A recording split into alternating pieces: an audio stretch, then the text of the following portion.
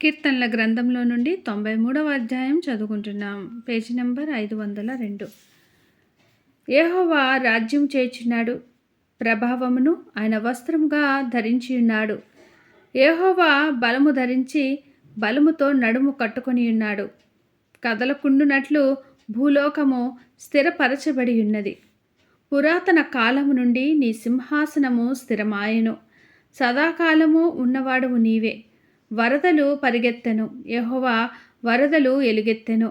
వరదలు తమ అలలను హోరెత్తునట్లు చేయుచున్నవి.